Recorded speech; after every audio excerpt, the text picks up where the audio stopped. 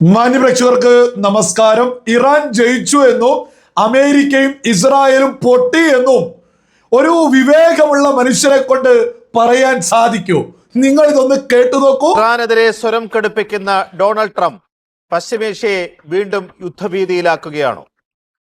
തോറ്റിട്ടും തീരാത്ത ട്രംപിന്റെ യുദ്ധവെറി ലോകത്തെ കടുത്ത എണ്ണ പ്രതിസന്ധിയിലാക്കുമോ വീണ്ടും? അമേരിക്കയും ഇസ്രയേലും ഒന്നിച്ചാക്രമിച്ചിട്ടും തകരാതെ നിന്ന ഇറാനെ ഇനി വീഴ്ത്തുക സാധ്യമാണ്. ഒന്നടിച്ചാൽ 20 വട്ടം തിരിച്ചടിക്കുമെന്ന ട്രംപിന്റെ മുന്നറിയിപ്പ് വീരസ്യം മാത്രമാണ്.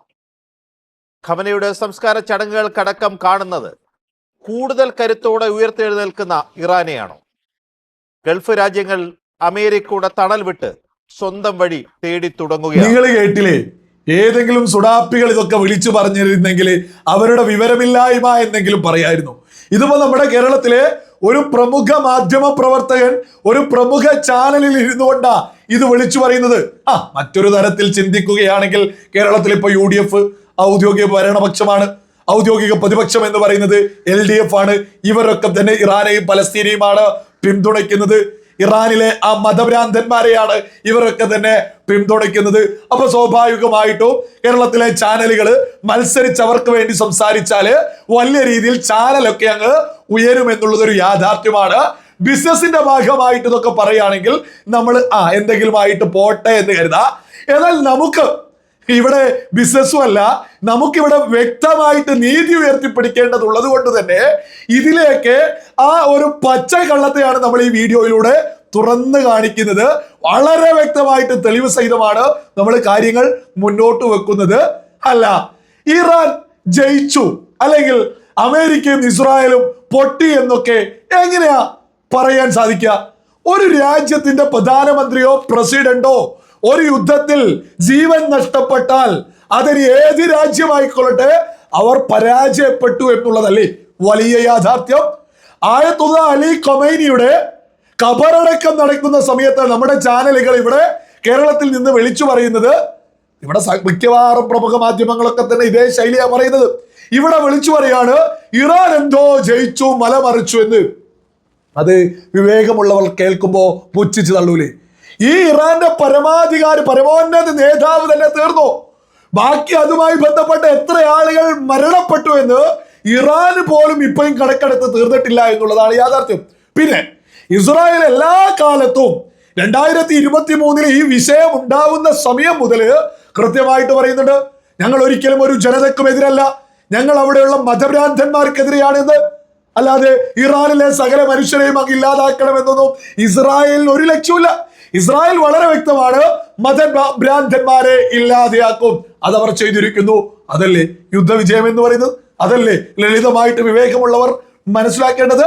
ഇനി ആ രാജ്യം എത്രത്തോളം സാമ്പത്തികമായിട്ട് തകർന്നു എന്നുള്ളത്, $1 എന്ന് പറയുന്നത് ഇറാന്റെ 13 ലക്ഷത്തിലധികം രൂപ വേണം.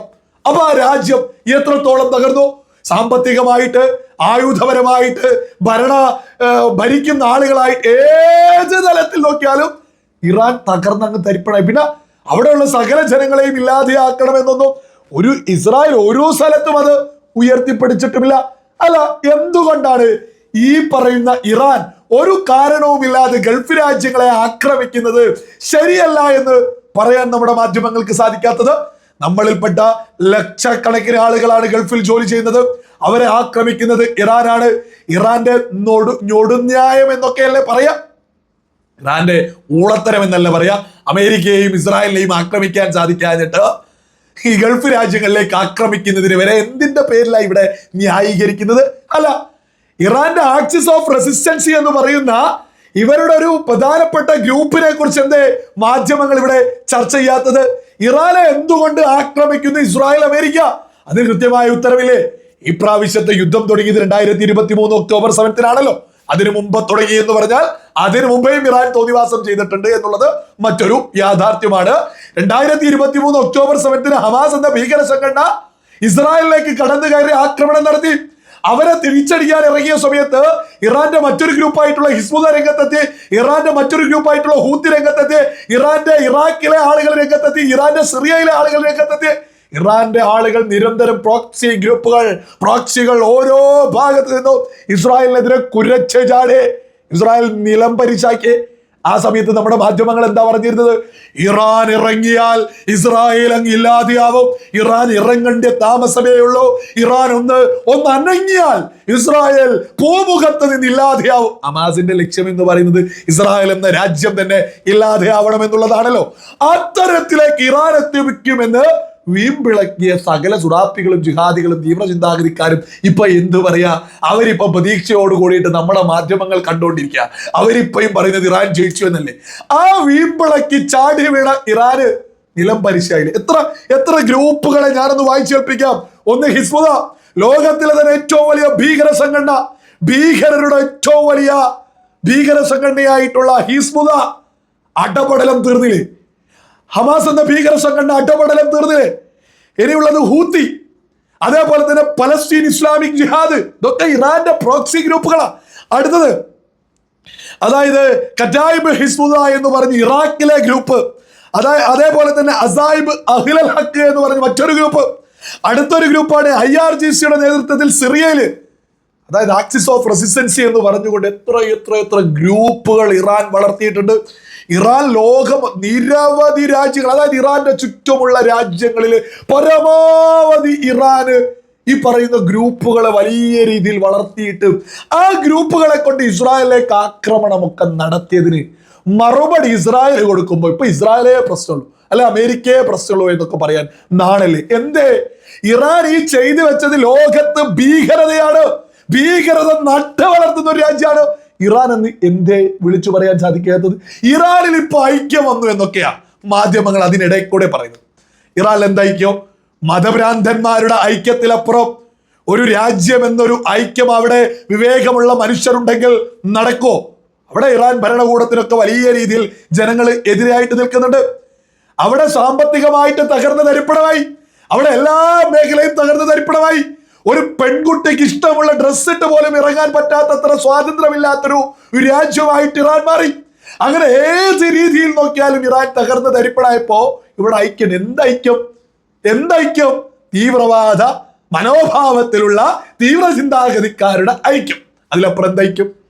ഈ ഇറാനൊക്കെ ഇറാൻ എത്ര ആക്രമണങ്ങൾ ഗൾഫിലേക്ക് നടത്തി. ഗൾഫ് അത്ര സുന്ദരമായിട്ട് മുന്നോട്ട് പോകുന്ന രാജ്യങ്ങളാണ്. ആ രാജ്യങ്ങളിലേക്ക് നടത്തുന്നത് അനീതിയാണെന്ന് ഇവിടെ ചാനലുകൾക്ക് വിളിച്ചു പറയാൻ അത് അപ്പോഴേക്ക് വിയർഷിപ്പ് പോകും. യഥാർത്ഥത്തിൽ ഗൾഫ് രാജ്യങ്ങളെ ആക്രമിച്ചത് ഇറാനാണ്. ഇറാൻ അന്തസ്സുണ്ടെങ്കിൽ ഇസ്രായേലിനെ അമേരിക്കയെ ആക്രമിക്കട്ടെ, അവരോട് മുട്ടട്ടെ. നേർക്ക് നേർ നട്ടലുള്ളതാണെങ്കിൽ അത് ചെയ്യുന്നില്ല.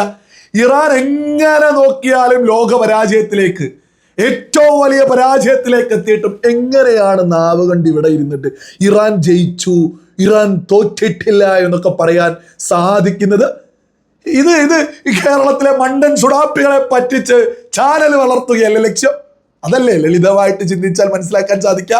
സകല മലയാളികളും വിവേകത്തോടു കൂടി തിരിച്ചറിയാം, ഇറാൻ ഇത് ഇരന്ന് വാങ്ങാൻ ഒരുപാട് കാലമായിട്ട് ഹമാസ് എന്ന ഭീകര സംഘടനയെ, ഹിസ്ബുള്ള എന്ന ഭീകര സംഘടനയെ, ഹൂത്തി എന്ന ഭീകര സംഘടനയെ, സിറിയയിലും ഇറാഖിലും നിരവധി ഗ്രൂപ്പുകളെ, ഭീകരവാദ ഗ്രൂപ്പുകളെ നട്ട് വളർത്തുക, കോടിക്കണക്കിന് രൂപ കൊടുത്ത്, കോടിക്കണക്കിന് വലിയ രീതിയിൽ സാമ്പത്തികമായിട്ട്, വലിയ രീതിയിൽ ആയുധങ്ങളായിട്ട്, വലിയ രീതിയിൽ ഇവരൊക്കെ സഹായിച്ച് വളർത്തി ഇസ്രായേലിനെതിരെ വിടുമ്പോ ഇസ്രായേല് അതിന്റെ അടിവേറിറക്കാൻ ഇറങ്ങിത്തിരിക്കുമെന്ന് ഒരിക്കലും കൊമൈനി ഒന്നും പ്രതീക്ഷിച്ചില്ല. ഇപ്പൊ കൊമൈനി പോലും ഇല്ലാതെയായിരിക്കും ഇറാൻ. പരമോന്നത നേതാവില്ലാത്ത ഒരവസ്ഥയിലേക്ക് ഇറാൻ എത്തിയത് സകലരും കണ്ടില്ലേ? എന്നിട്ട് ഇപ്പോഴും നമ്മുടെ മാധ്യമങ്ങൾ ഇറാൻ എന്തോ നാടല്ലേ, ഉളുപ്പിൽ ഹിജാജ് പച്ചക്കള്ളം നിരന്തരം വിളിച്ച് പറയാൻ